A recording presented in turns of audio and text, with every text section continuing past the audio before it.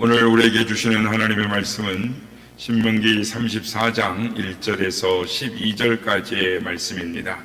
신명기 34장 1절에서 12절까지의 말씀을 교독하시고 마지막 절은 함께 합독하겠습니다.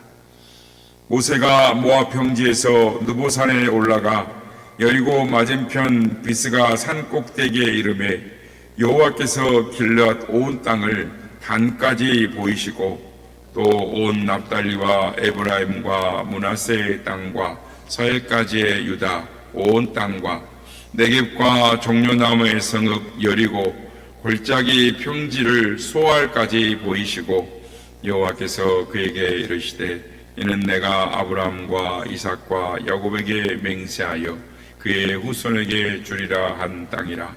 내가 내 눈으로 보게 하였거니와 너는 그리로 건너가지 못하리라 하시매 이에 여호와의 종 모세가 여호와의 말씀대로 모압 땅에 죽어 벳부을 맞은편 모압 땅에 있는 골짜기에 장사되었고 오늘까지 그의 묻힌 곳을 아는 자가 없느니라. 모세가 죽을 때 나이 120세였으나 그의 눈이 흐리지 아니하였고 기력이 쇠하지 아니하였더라. 이스라엘 자손이 모압 평지에서 모세를 위하여 애곡하는 기간이 끝나도록 모세를 위하여 30일을 애곡하니라. 모세가 눈의 아들 여호수아에게 안수하였으므로 그에게 지혜의 영이 충만하니 이스라엘 자손이 여호와께서 모세에게 명령하신 대로 여호수아의 말을 순종하였더라. 그 외에는 이스라엘의 모세와 같은 선지자가 일어나지 못하였나니 모세는 여호와께서 대면하여 아시던 자요 여호와께서 그를 애굽 땅에 보내사 바로와 그의 모든 신하와 그의 온 땅의 모든 이적과 기사와 모든 큰 권능과 위엄을 행하게 하심에 온 이스라엘의 목전에서 그것을 행한 자이더라. 아멘. 할렐루야.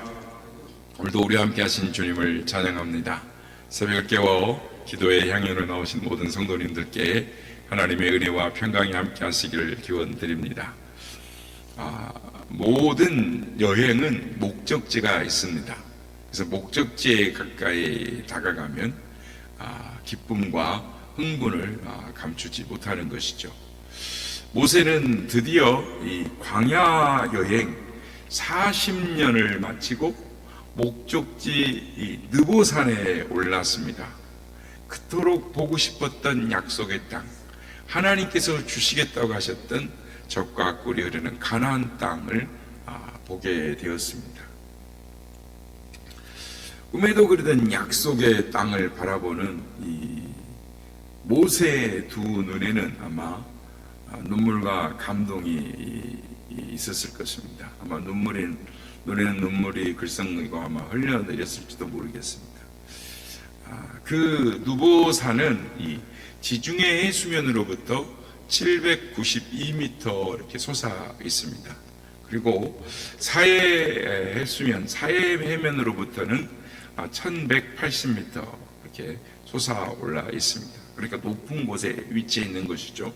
그래서 날씨가 좋은 날이면 그 느보산에서 보면 예루살렘하고 베들레헴까지 다 보인답니다. 그러니까 전 지역이 다 보이는 것입니다.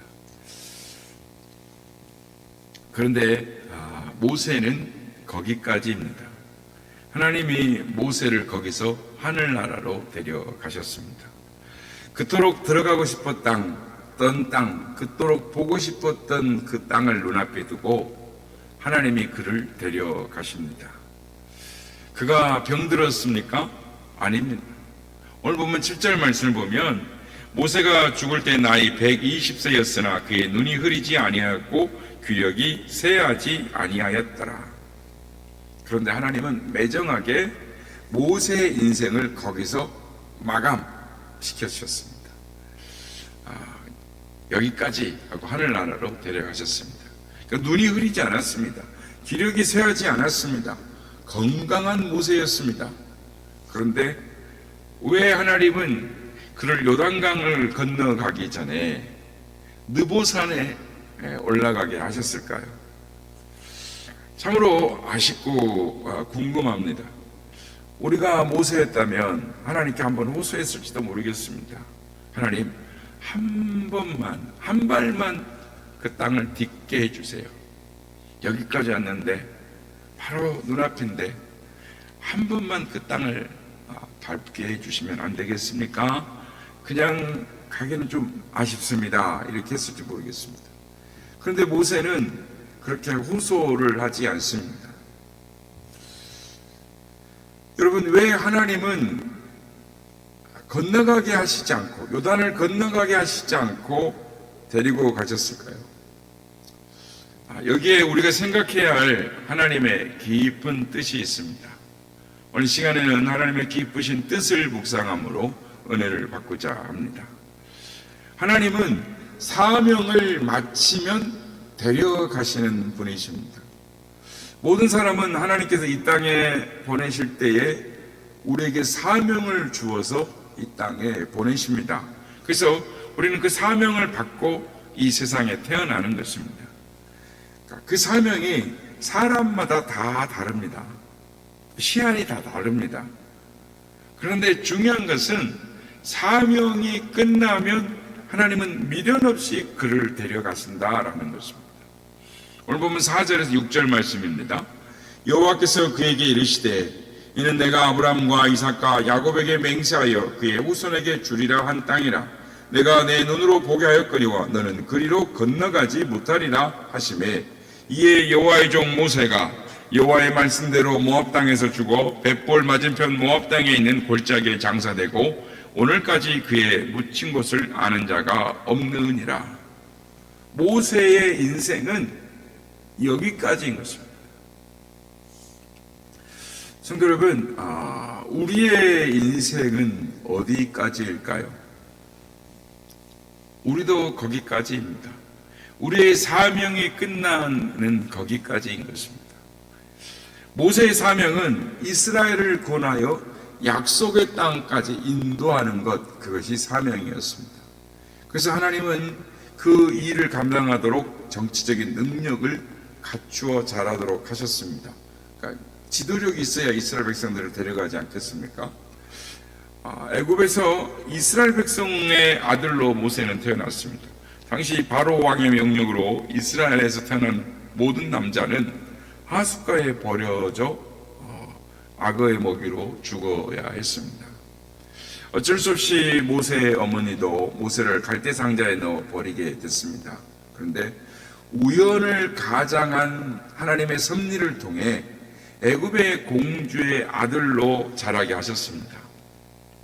그때 그 장소에, 버리는 그 장소에 애굽의 공주가 목욕을 하러 나오게 해서 그 갈대 상자를 보게 하셨고, 그래서 애굽 왕국에서 40년간 자라면서 배우며 지도자 수업을 했던 것입니다. 또 우연처럼 보이는 살인 사건을 통해서 광야로 쫓겨간 40년간 양치기의 세월을 보내면서 미디안 광야의 훈련을 마치게 됩니다. 그래서 이스라엘 백성들을 광야로 이끌고 나왔을 때 그 지역에 대한 정보를 이미 충분히 갖고 있었기에 백성들을 잘 통솔할 수가 있었습니다. 그런데 거기까지였습니다. 모세에게 주어진 사명은 거기까지였습니다. 그러기에 그 사명이 완수되자 하나님은 그를 데려가신 것입니다. 하나님은 무턱대고 데려가신 것이 아닙니다.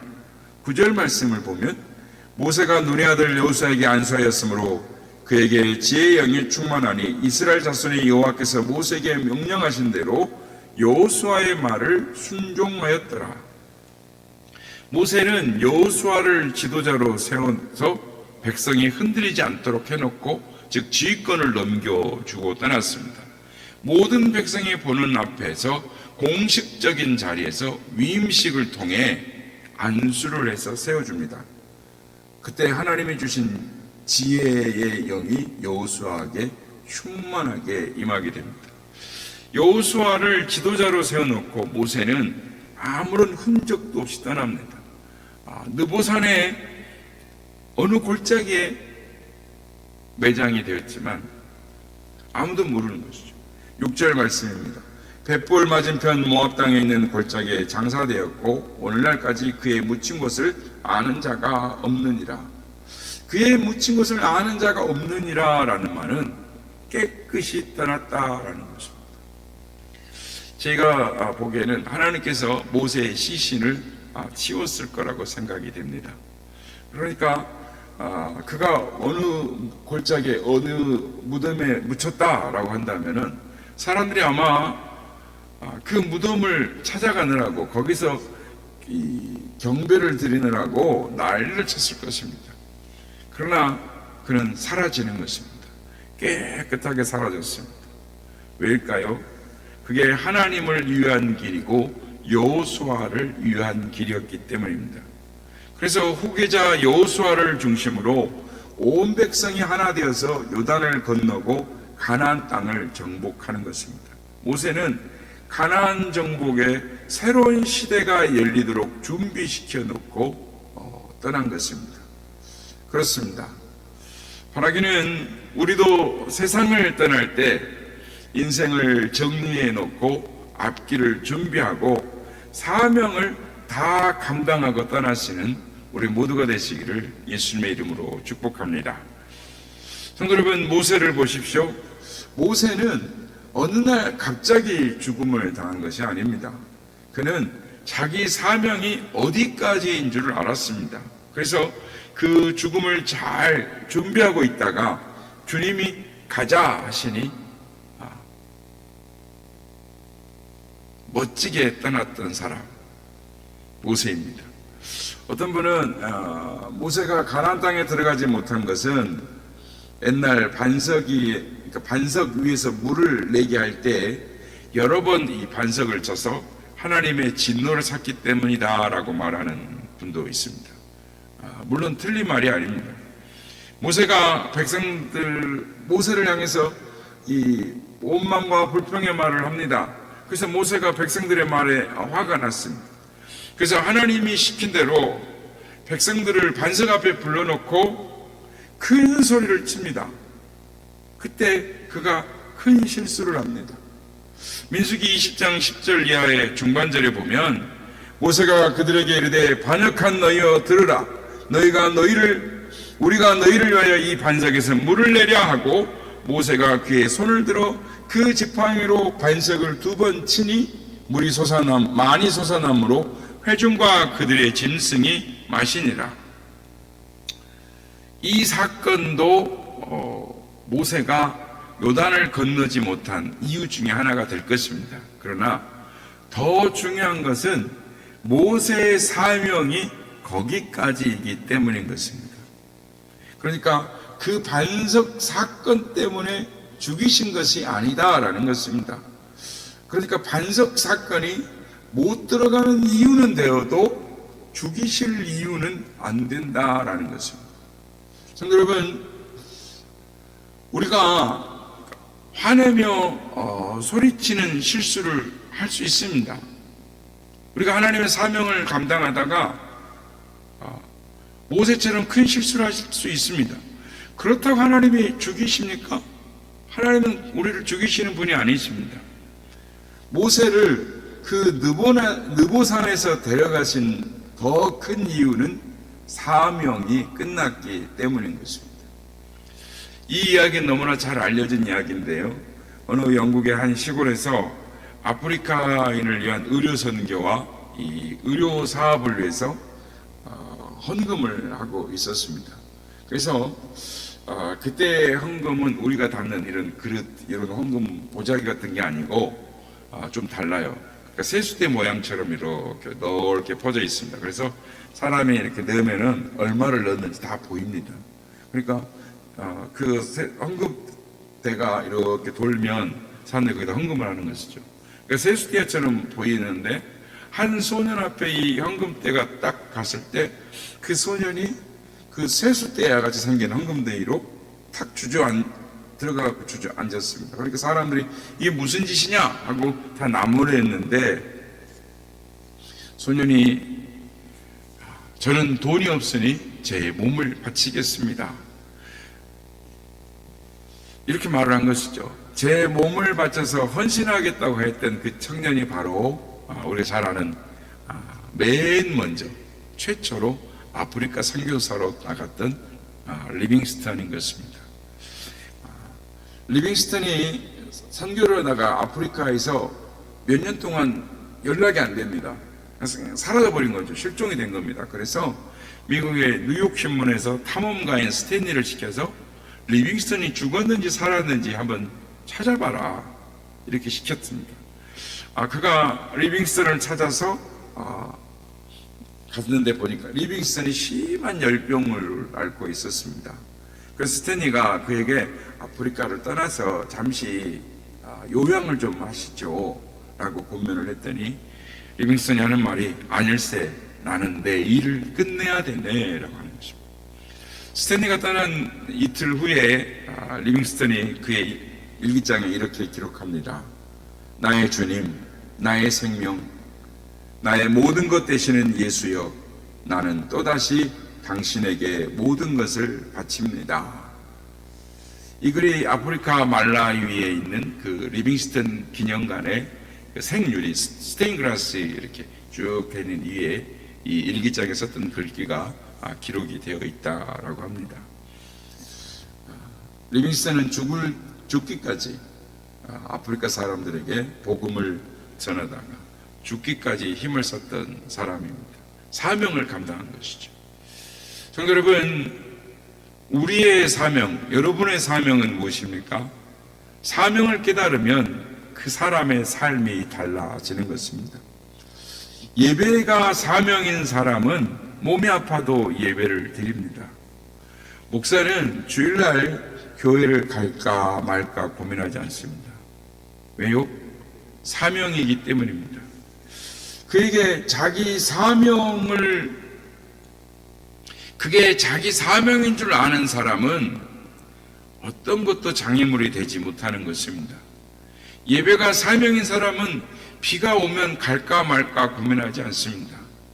기도가 사명이라고 생각하는 사람은 무슨 일이 있어도 기도합니다. 환경을 핑계하지 않습니다. 그런데 그 사명이 완수되는 날, 그 역할이 끝나는 그날, 여러분은 이 세상을 떠나게 될 것입니다. 그러기에 그 날을 준비하고 살아가시는 우리 모두가 되시기를 축원합니다. 언제 부르시든지 상관없이 미련 없이 갈 수 있도록 사명에 최선을 다함으로 살아가시는 우리 모두가 다 되시기를 예수님의 이름으로 축복합니다.